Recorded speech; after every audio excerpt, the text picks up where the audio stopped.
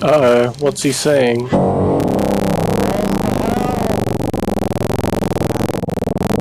Why is my game lagging? So, you've been waiting for this video?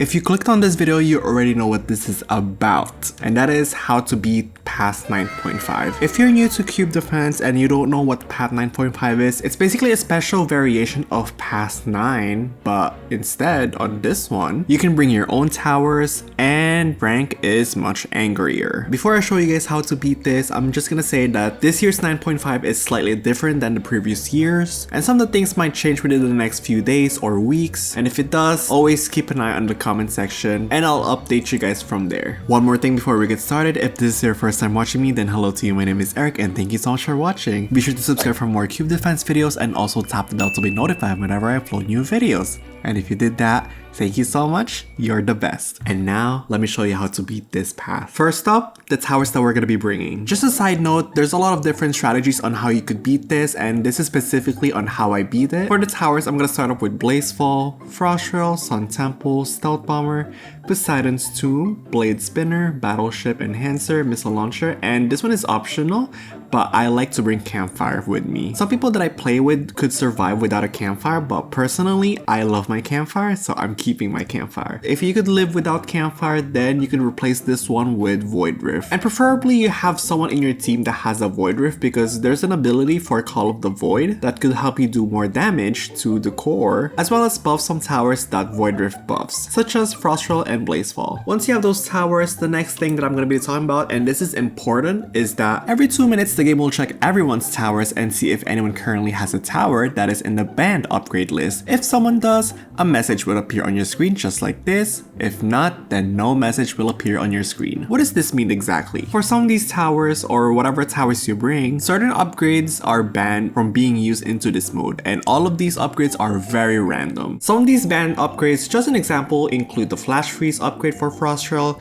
the Holy Blessing upgrade for Temple, and some other ones. If someone plays the banned tower upgrade, Angry Frank will just delete all of your towers and you pretty much will lose a ton of money. These might change in the next coming days, I don't know, but if you want to learn more which specific upgrades are banned, I will leave them pinned in the comment section. And now enough with the tower talks, let's go ahead and launch into a game. First thing that I do when I get into a match is I start a looping 2-minute timer. This is so that we know when the game checks for any banned tower upgrades placed in the map. The thing is, it's safe to upgrade these towers to its banned upgrade state. However, you just need to avoid being in that specific upgrade during the tower ban checks. Typically, whoever has a timer is responsible to let everyone know when to avoid these tower upgrades. I typically start this timer as soon as I load into the match, and the timer says 100 seconds on it. That's when the 2-minute mark starts. Once everyone's loaded in, each player picks a platform. Don't place any towers yet, wait until you hear Frank's roar, which usually comes around the 50-second mark in the countdown. If you place a tower before the roar, Frank will delete it. We typically start the match at around 48-second mark. Once we start, everyone places a blade spinner at the first turn of the path, upgrade it to turbo blades, then place another at the next turn and keep upgrading until you can afford a second turbo blades. These two should handle the small bugs that spawn in this wave. For wave 2, we place a campfire across the other side of the water and we just upgrade it to pure fire. Next to it, we place a Poseidon's Tomb and just keep saving for a tier 5 upgrade, just before its Paragon upgrade. If you encounter any fast cubes throughout the way, you're always more than welcome to place a Frosttrail in order to slow these down.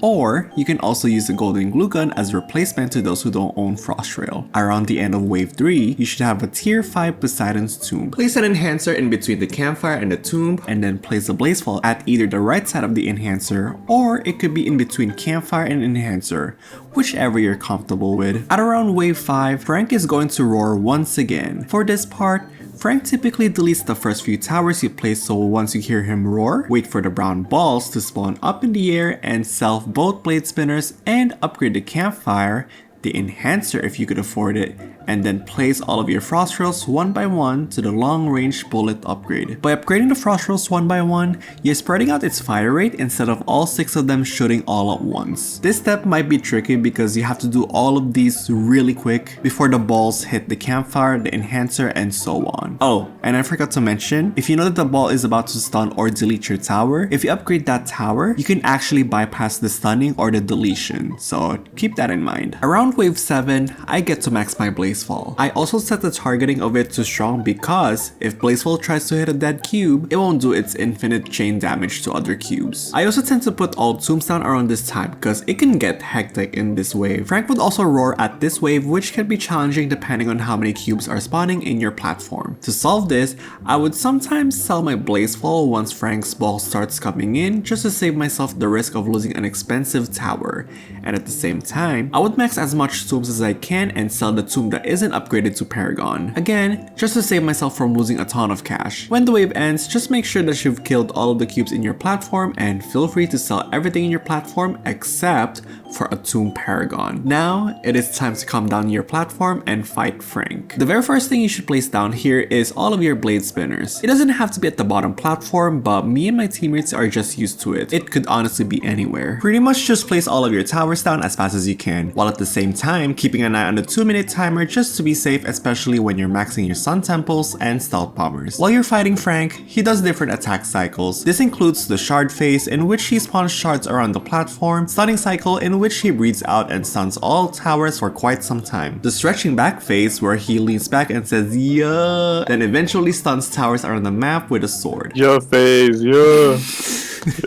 And the DPS check / attack the core phase, where you have to do a certain percentage of damage to its current health. If you succeed the check, you should see a flat circle expanding within the core, and if you fail, the core will explode with a bright yellow orb like this. While fighting Frank, make sure that everyone's platforms are well protected, as Frank can spawn cubes up there and sometimes even a spam of speedy cubes. I typically put some frost rolls up there along with the tomb just to be safe. When you get to half of Frank's health during the red phase, just keep an eye on your platforms, as Frank may now spawn the dino. If he deletes any towers, be sure to replace them as fast as possible. And now let's talk about Frank's blue phase. On this one, everyone has to pay a huge attention to everything. We would usually move all tombs, all stealth bombers, Blazefalls, and all frost shells to our platforms. Frank typically does a pattern of cycles, but personally I don't pay much attention to the specifics. Though as long as you get the shards early, or even twice in a row, that's usually a good sign. The only time we have a chance of dying is when Frank does its DPS check / attack the core phase when it has nearly full health, or at least closer to the full health. The lower the health is, the easier it is to pass the DPS check. Unless you're unlucky and he either stuns all towers beforehand or stun the base camp itself. When Frank does shards, keep in mind that not only that it spawns shards at the bottom platform, but it also does it at everyone's top platforms. Pay attention to how many shards are left at the bottom. If there are 2 shards left at the bottom platform, you slowly move 1 temple up to your own platform. And when there is only 1 left shard at the bottom, you may also move a 2nd temple to your platform. When this is done correctly, then shards should be no problem for you and your team. Next cycle we need to pay attention to is the DPS check or the attack the core phase. When you hear Frank roar on a lower tone, that usually means he would do a DPS check. When this happens, slowly move your stealth bombers one by one at the bottom platform. Never forget to do the void ability as well. Keep in mind as well to check the 2-minute timer while upgrading your towers, just to be safe from having all of your towers sold. And last thing to pay attention to is the spams. Don't forget that Blue Frank can also spam a bunch of cubes into your platform, so whenever that happens, make sure that you are defending your platforms nicely and that your tombs especially are not stunned when this happens. If it is stunned, sell and replace as fast as you can. And basically do all of these steps on repeat, and eventually you should earn yourself a win. Congratulations! So that's pretty much it on how you could beat Path 9.5. I hope this guide helps you, and if it did, then let me know by giving this video a thumbs up. And also don't forget to subscribe for more cube defense videos in the future. I'm gonna go ahead now and play the full gameplay for you guys to watch, and yeah, hope you enjoy, and I'll see you next time. Bye bye. In the sky, gazing far into the night, I raise my hand to the fire, but it's no use, cause you can't stop it from shining through.